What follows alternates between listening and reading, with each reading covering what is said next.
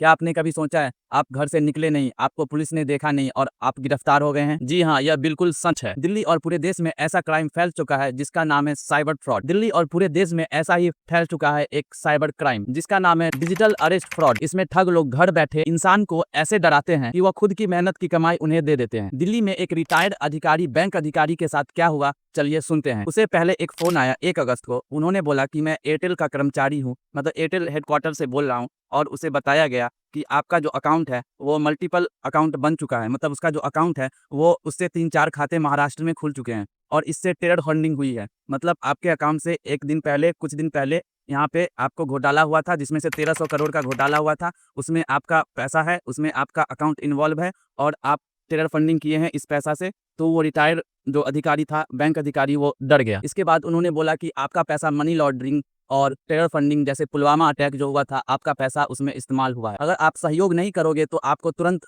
गिरफ्तार कर लिया जाएगा। डर के मारे वो बुजुर्ग ने कहा मुझे अब क्या करना चाहिए? तो उन्होंने बोला जब तक जांच पूरी नहीं होगी आपको मेरे साथ ही रहना पड़ेगा, वो भी वीडियो कॉल पे। उन्हें वीडियो कॉल किया गया और उन्हें बोला गया कि आप न को न घर से बाहर जाना है, ना आपका किसी का फोन उठाना है, आप डिजिटल अरेस्ट हो जाते हैं। कैमरा के सामने बैठे रहिए और ना आपको किसी का फोन उठाना है और ना ही किसी से बात करना है। वो अधिकारी उसे आईडी कार्ड भेजा, मैं सीबीआई से हूँ, किसी ने बोला ईडी से हूँ, तो उन्होंने अपना अधिकारी का कार्ड भेजा।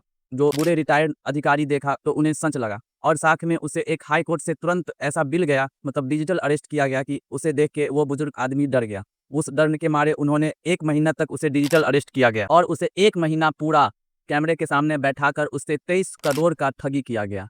जो बुजुर्ग आदमी हाल ही फिलहाल में जब इन्होंने अपना केस दिया है सीबीआई को, पुलिस को, तब जाके जांच हो रही है। तो चलिए जानते हैं यह पूरा गेम कैसे होता है और यह पूरा गेम कैसे चलता है। सबसे पहले आपको कॉल या वीडियो कॉल आएगी और वो जो ठग है वो बोलेंगे मैं एनआईए और ईडी का अधिकारी हूँ। फिर दूसरा नंबर आपको फर्जी आरोप लगाएंगे, जैसे कि आपका पैसा टेरर फंडिंग में यूज हुआ है, आपका पैसा मनी लॉन्ड्रिंग में यूज हुआ है, आपका पैसा ड्रग्स इस्तेमाल में यूज हुआ है। तो ऐसे करके आपको वो डराएंगे और फर्जी आरोप लगाएंगे। आपको डिजिटल अरेस्ट कर लिया जाएगा। आपको बोलेगा कि कैमरा खोल के आपको यहीं पे रहना है 24/7, मतलब 24 घंटा आप उनके निगरानी में रखोगे। इसके बाद होता है असली खेल, पैसों का खेल। इसके बाद वो कहता है आपका जितना है एसेस्ट, मतलब जितना पैसा है आपको जब्त कर लिया जाएगा। इससे अच्छा है मैं आपको अकाउंट देता हूँ, आप उस अकाउंट में अपना पैसा ट्रांसफर कर दो, क्योंकि वहाँ पैसा आपका सेफ रहेगा।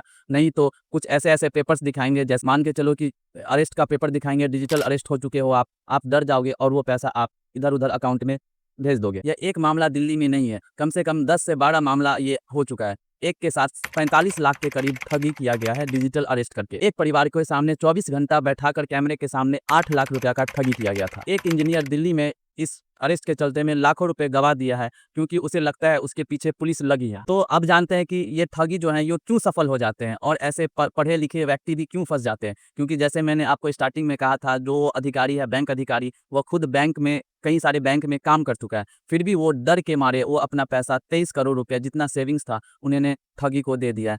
ताज़ा मामले तक अभी तक 2.5 से 3 करोड़ उनका पैसा रिकवर हो चुका है अलग अलग बैंकों में। और ठगी ने ऐसा कम से कम 23-24 बैंक यूज किया है, जो ठग उसे बैंक अकाउंट देते थे और उसे उसमें पैसा वो भेजते थे। अभी तक दिल्ली का ऐसा कोई ब्रांच नहीं हुआ है जो इसमें इन्वॉल्व है। सारा मुंबई, यूपी सबका अकाउंट है, लेकिन दिल्ली का अकाउंट इसमें एक भी नहीं है जिसमें वो रिटायर्ड अधिकारी पैसे भेजे थे। तो पहले ये जान लेते हैं कि ये फर्जी वाले कैसे अपने इसमें सफल हो जाते हैं। तो सबसे पहले वो आपको ऐसा ऐसा आईडी कार्ड दिखाएगा कि आप डिजिटल अरेस्ट हो चुके हैं, आपके यहाँ ये वारंट जारी हो गया है। आपको सोचने का वक्त भी नहीं देगा और ऊपर से बोलेगा कि अगर आप किसी को बोलोगे तो अभी आप अरेस्ट कर लिया जाओगे, आपके घर पे पुलिस आ जाएगा, और आपको वो सोचने का मौका नहीं देगा और आपसे पैसा का डिमांड करने लगेगा। तो एक और बात इसमें से जान लेते हैं, तो कैसे बचे इस फ्रॉड से जो आजकल तेजी से बढ़ रहा है। ये डिजिटल अरेस्ट फ्रॉड तेजी से बढ़ रहा है, अभी दिल्ली में है और 2-3 जगह ये आया है सामने। तो इससे कैसे बच सकते हैं? सबसे पहले अगर कोई अधिकारी आपको कॉल करता है तो वो आपको पैसे के लिए नहीं बोलेगा, या कोई अधिकारी या सीबीआई का ऑफिसर आपको डिजिटल अरेस्ट नहीं कर सकता है,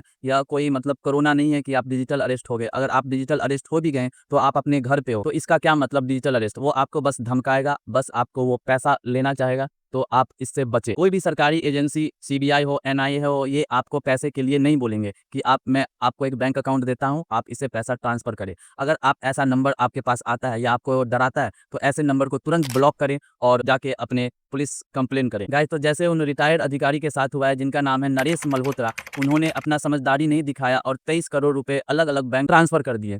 तो इससे क्या सबक मिलती है कि अगर आपको ऐसा फ्रॉड कॉल आए तो आपको पहले तो ब्लॉक कर देना है। वो रिटायर्ड अधिकारी ऐसे नहीं कर पाए, उन्हें 1 महीने तक 6 हफ्तों तक उसे डिजिटल अरेस्ट किया गया।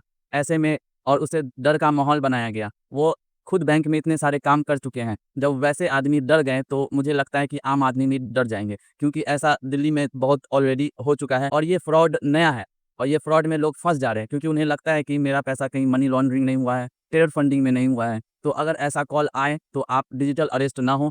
आई होप आपको वीडियो पसंद आया होगा। अगर आप वीडियो किसी को शेयर करते हो तो आई होप उसका पैसे बच जाएँगे और उसका सेविंग्स जितना होगा बच जाएगा इस वीडियो के माध्यम से। तो आई होप वीडियो पसंद आया होगा आपको। तो मिलते हैं हम लोग अपने अगले वीडियो में। सावधान रहें, सतर्क रहें।